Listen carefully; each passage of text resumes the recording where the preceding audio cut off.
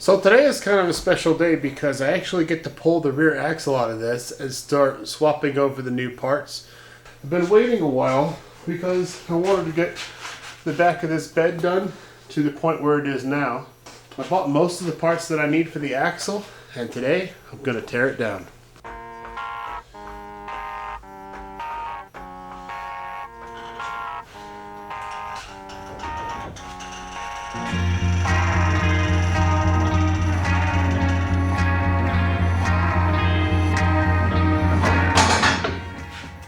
That's a decent amount of suspension group, I don't say so myself.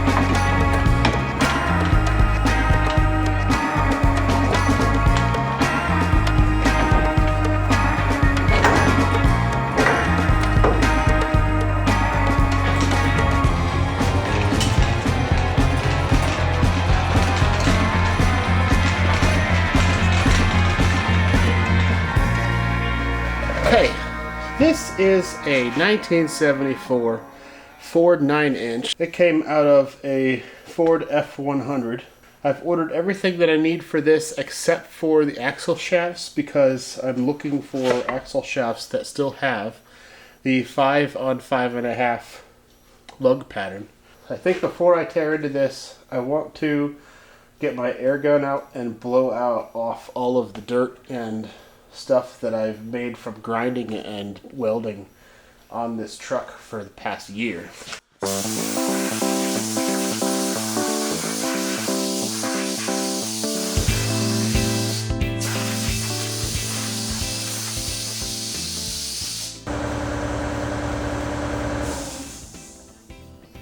Alright, now that this is all cleaned up, I can start pulling the brakes off.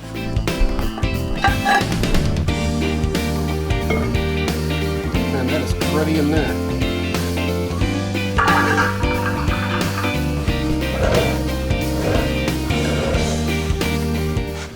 .31, I presume, means this is a 31 spline shaft.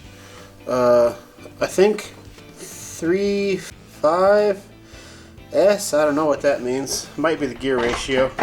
If I'm not mistaken, I think that you can pull this entire brake assembly off in one piece because it all just mounts to the backing plate. Because I'm not using these brakes for anything right now, I might just try to do that. What you've got to do is line this hole up with the bolts that hold this retainer plate, which holds the whole axle in. And then I might have to go buy a slide hammer to pull this out, or they might just fall out, who knows. Looks like that might be a 3/4. It is a 3/4, I could tell just by looking at it. I'm a mechanic. Use my ratcheting breaker bar just because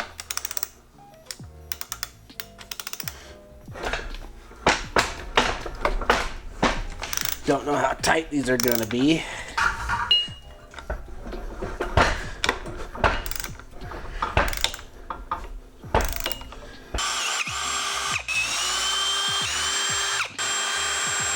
Now, I don't expect this to just fall out, but I don't want to, see, there's the brake. Oh my gosh, really? It just falls off? Are all 9-inch axles this way? Looks like the whole brake assembly comes with the axle, which is good. I don't have to disassemble any of that junk.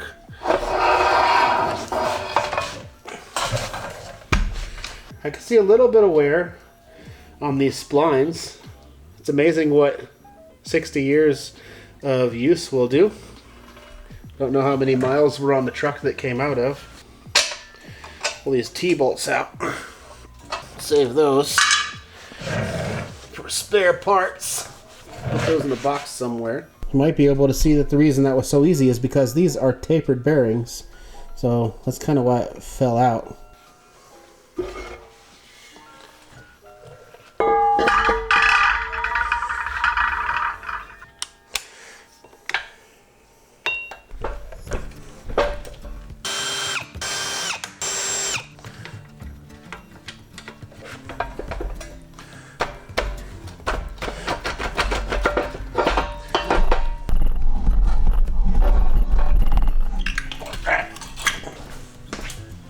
I recommend saving all the hardware you take off because you never know when you're going to drop a new nut or bolt into a crack in the floor or just lose it forever.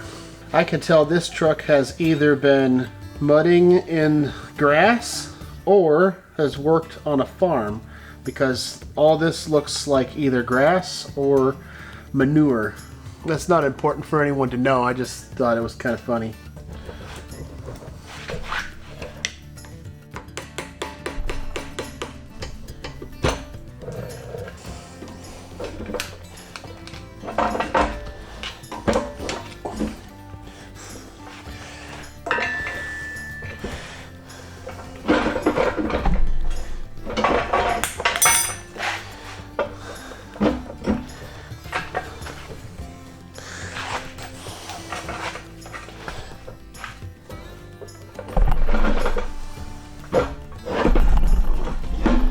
Go.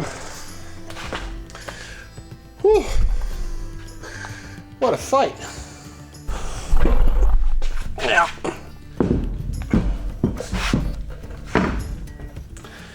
Well, it's a lot better than I thought it was going to be. I expected it to be bone dry in there. Actually has some pretty good looking fluid.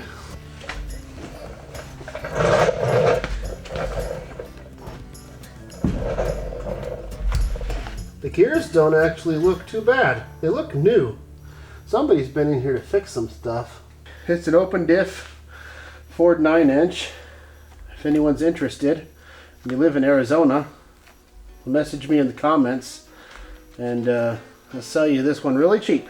So this axle was leaking on the back where it was welded, and that needs to be figured out. I need to clean up the surface of this up really good and make sure I didn't damage it too much taking this diff out.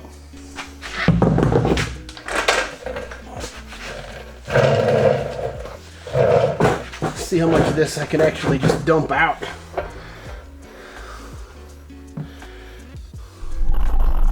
Most of it, hopefully. I don't see any metal bits. I would prefer just to clean out oil and nothing else. So I sanded this down right here. This is the leak that I was talking about. And it was coming out of this little hole. But when I sanded this down, I found there was cracked all the way up to here. So I will have to do a really clean, good weld right here and before I put this backbone truss on. And hopefully that'll be good enough. This was a lot easier than I thought it would be.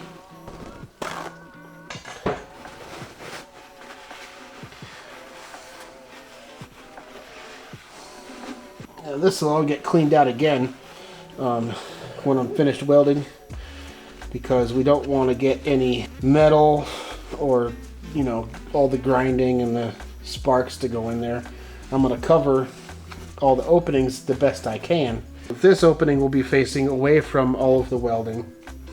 I will stuff some rags and stuff in the ends, and then most of the welding will be with this facing like that, because it's going to be welding this up, welding the backbone truss, and then installing the new diff, and then after that installing axles to place the brake disc conversion kit, and then pull the axles back out, finish welding everything up on the ends, and then hopefully when that's done I can assemble all this, and I'll put some brakes on it all the way to this point right here, and then we'll shove it back onto the axle. This is very exciting. In case you're wondering, this upper link truss is from Ironman 4x4 Fab. If you want one of these, give Andy a call. He is awesome to talk to, and he'll give you some solid advice. He actually helped me in figuring out what link ends to buy for this and everything. These lower spring mounts are from Artec Industries. They're meant to go on the front axle of a JK. The lower links are from Barnes 4-wheel drive. The backbone truss that I bought for this is from Rough Stuff, as well as the disc brake conversion.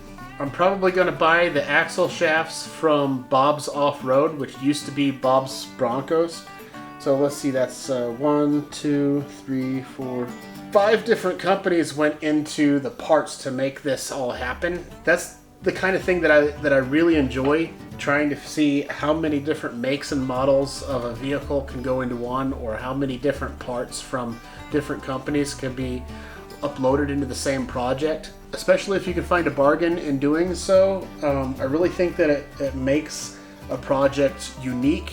I want people to see my vehicles and know exactly like, oh, that's Thomas's Jeep from Black and Blue Garage. Although there may be a lot of these, or a lot of Wranglers, or a lot of Sandrails, or whatever, there isn't another one of these like this, with all this set up the way I have it in the world, and that's really special to me. Now, someone could carbon copy my Jeep, and that would be perfectly fine, because imitation is the epitome of flattery, and it would give me the confidence in knowing that I did a really good job building this one. Such a good job, and it works so well that everyone wants to do it. Andy's got some really good welds. Like, this makes my welding look like hot glue and silicone. So that's all I've got for you today. Don't forget to hit that notification bell, and remember that this project, it's 100% not perfect, but I like it. It is a 3/4. I could tell just by looking at it. I'm a mechanic.